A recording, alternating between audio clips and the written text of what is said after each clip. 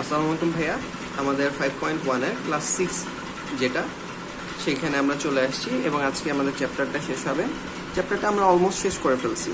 আমরা হচ্ছে 4টা এক্সাম্পল দেখছিলাম। Example 1, example 2, example 3, example 4। Example 1 এ ইকুয়েশনটা ছিল x² - 5x + 6 = 0, যেখানে ডিটা কি ছিল, d ছিল 1 আর সলিউশন দুইটা ছিল x 3 আর 2। হ্যাঁ, আমরা সেকেন্ড যে এক্সাম্পলটা দেখছি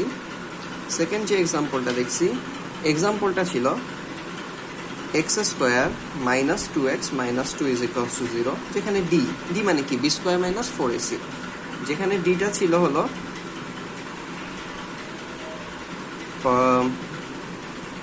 12, যেটা পূর্ণবর্গ না। সেক্ষেত্রে কি রুটটা যায় নাই, x এর সলিউশন দুইটা কি আসছে 1 + √3, 1 - √3। আচ্ছা, আরেকটা ক্ষেত্রে আমরা দেখছিলাম x² - 6x + 9 = 0, যেখানে আমাদের ডিটা আসছিল 0 আর রেজাল্ট দুইটা আসছিল কি, হ্যাঁ 0 কি 0 কিন্তু পূর্ণবর্গ আর কি, সোজা কথা। সেহেতু রুট চলে গেছিল, বাট মানে ±0 ক্রিয়েট হয়ে যাওয়ায় আমাদের দুইটা ভ্যালুই সমান আসছে। ঠিক আছে, যেটা আগের দুইটা ক্ষেত্রে ডি যখন 0 এর চেয়ে বেশি ছিল তখন সেটা সম্ভব হয় না। আর এক্সাম্পল 4 যেটা লাস্ট এক্সাম্পল, সেখানে আমরা দেখছিলাম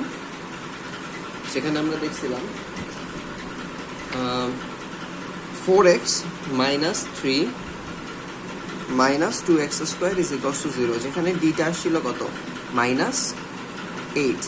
এটা রুটের ভিতর -8 চলে আসে, আমরা সলিউশনকে কি বলছি, অবাস্তব। এইগুলাকে ইউজ করে আমরা হলো একটা জেনারেল ফরম্যাটে চলে যাব। জেনারেল ফরম্যাটে একটু মানে মুখে কথা বলবো। আমরা এখন ম্যাথ দিয়ে আসলে সবকিছু মোটামুটি করতে পারছি, বাট একটু মুখে কথাটা বলতে হবে। ঠিক আছে, মুখে কথা যখন বলতেছি তখন বলতেছি আমরা ধরছি কি d b² - 4ac, এই পার্টটাই কি ডিটারমাইনার। 1 নাম্বার পয়েন্ট, যদি d < 0 হয় তাহলে সলিউশন দুইটা কি x1 আর x2, এই দুইটা সলিউশনই কি বাস্তব সংখ্যা হইতে পারবে না, রুটের ভিতর নেগেটিভ চলে আসছে, তাহলে অবাস্তব হবে। ঠিক আছে, এখন d < 0টা হয়ে গেল।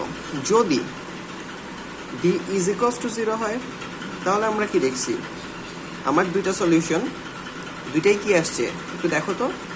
d = 0 যখন দুইটাই সমান এবং অবশ্যই দুইটা মূলদ, তাই না? আর এই যে অবাস্তব হচ্ছিল আগে, এখন তো অবাস্তব নয়, কারণ রুটের ভিতর তো আর মাইনাস নাই। তাহলে এখন সলিউশন দুইটা হবে বাস্তব, সমান আর মূলদ। এখানে সবচেয়ে ইম্পর্টেন্ট হচ্ছে এই সমান পার্টটা। এই সমান পার্টটা সবচেয়ে ইম্পর্টেন্ট। তোমাদের অনেক সময় এই ইনফরমেশনটা দিয়ে দিবে যে সলিউশন দুইটা সমান, তাহলে ডি এর ভ্যালু কত, সলিউশন দুইটা সমান, তাহলে ডি এর ভ্যালু কত, তাহলে তোমরা কিন্তু বলবা যে সমান যদি হয়, সমান দেখো কখন হয়েছে, d > 0 হইলেও দুইটা সলিউশন সমান হয় নাই, d < 0 হইলেও তো সেটা অবাস্তবই হয়ে গেছে। কেবল দুইটা সলিউশন সমান হবে যদি d = 0 হয়। সো বাস্তব সমান মূলদ, এটা নিয়ে একটা ম্যাথ আমি দেখাই দেবো। ঠিক আছে, আচ্ছা 3 নাম্বার কেস যেটা, সেটা হলো d < 0 গেছে, d = 0 গেছে। এখন যদি d < 0 এবং পূর্ণবর্গ হয়, তাহলে কি এই যে √d যে ছিল, এই রুট সাইনটা কি পূর্ণবর্গ হইলে আমি উঠাই দিতে পারবো পূর্ণবর্গ। তাহলে এখন আমার দুইটা সলিউশন, হ্যাঁ d < তো 0 না, তাহলে অবশ্যই বাস্তব। রুট উঠাই দিতে পারছি পূর্ণবর্গের জন্য, তাহলে অবশ্যই মূলদ। আর এখন কি d = 0 না, তাহলে সলিউশন দুইটা অসমান, কারণ কি প্লাস মাইনাসটা ইফেক্টে চলে আসছে। এই যে দেখো, যখন d পূর্ণবর্গ এবং 0 এর চেয়ে বড়, দুটা সলিউশন বাস্তব, অবশ্যই মূলদ, কিন্তু অসমান, তাই না ভাইয়া?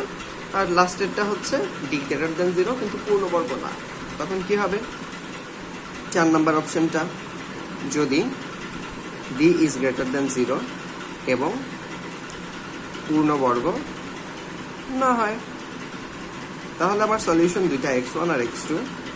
বাস্তব অবশ্যই, কারণ অবাস্তব হবে only D is less than 0 হলে। এবার কি মূলদ হবে না ভাইয়া, কারণ কি, কারণ হচ্ছে এই রুটটাকে তো আমি ভ্যানিশ করতে পারবো না, তাহলে এবার সলিউশন দুইটা হবে অমূলদ। আর সমান হবে না অসমান হবে, অবশ্যই অসমান, কারণ সমান হয় একমাত্র ডি ইজ ইকুয়ালস টু 0 হলে। সো ভাইয়া এই তো আমাদের চ্যাপ্টার মোটামুটি শেষ। একটা ম্যাথ আর একটা কনসেপ্ট নিয়ে ম্যাথটা শেষ করতেছি। তোমাদের অনেক সময় এরকম ম্যাথ দিতে পারে,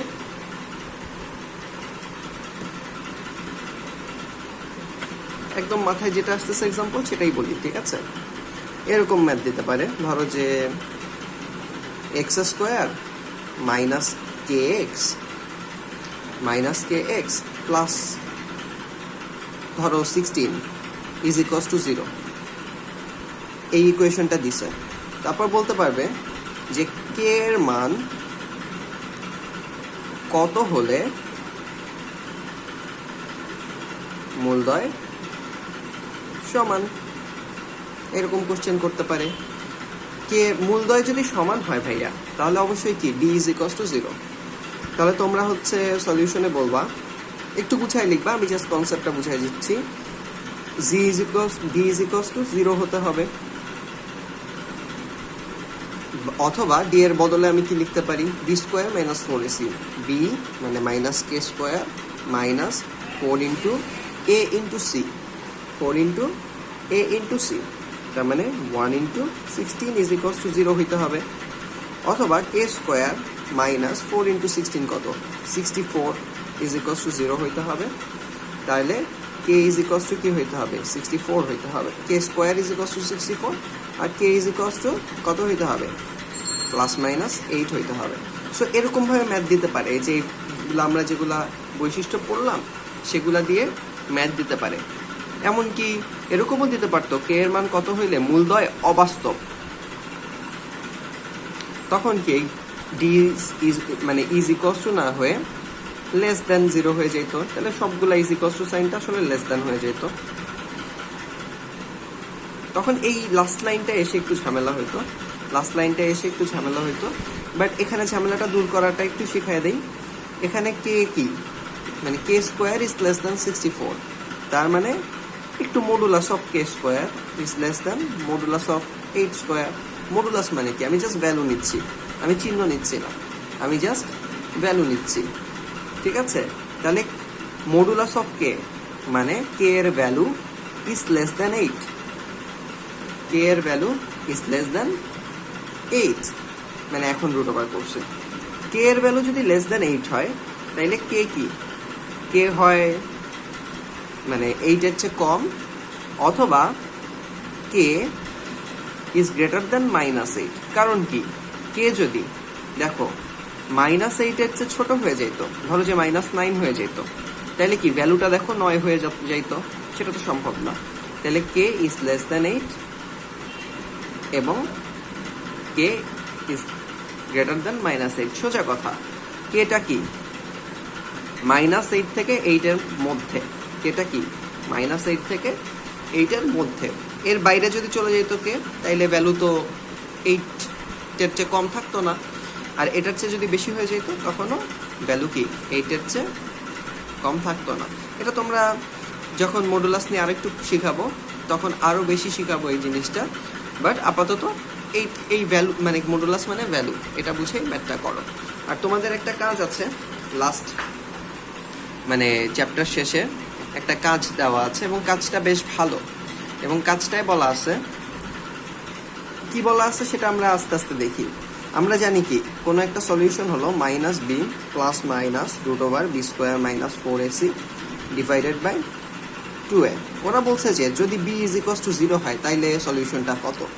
আচ্ছা, if b is equals two 0 তাইলে আর কি, এইখানেই জাস্ট b এর মান 0 বসাই দেবো। চলো 0 বসাই, -b মানে -0 plus minus √0 square minus 4ac divided by 2a is equals to কত, plus minus -4ac divided by 2a।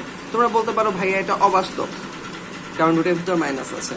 না, এটা অবাস্তব হইতেও পারে, নাও হইতে পারে। কারণ ধরো যে এ পজিটিভ, সি নেগেটিভ, তাহলে কি সি এর নেগেটিভ সাইনটা এটাকে আসলে ভ্যানিশ করে দিতে পারবে। সো এটা ডিপেন্ডস, এটা সবসময় নেগেটিভ হবে এরকম কোনো মানে নেই, মানে অবাস্তব হবে এরকম কোনো মানে নেই। অবাস্তব হইতেও পারে, নাও হইতে পারে।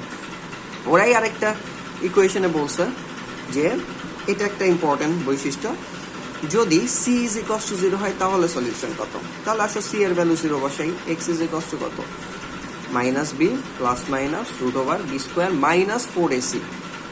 ঠিক আছে, এখন মাইনাস 4ac, সি 0 হয়, এই পুরো টার্মটাই 0 হয়ে যাবে, divided by 2a is equals to কি, minus B plus minus b divided by 2a is equals to minus B plus b by 2a minus b by 2a is equals to কত হয়ে, এটা হচ্ছে মাইনাস বি প্লাস বিতে 0 হয়ে যায়, আর এখানে কি minus 2b divided by 2a, মানে সোজা কথা মাইনাস বি বাই এ।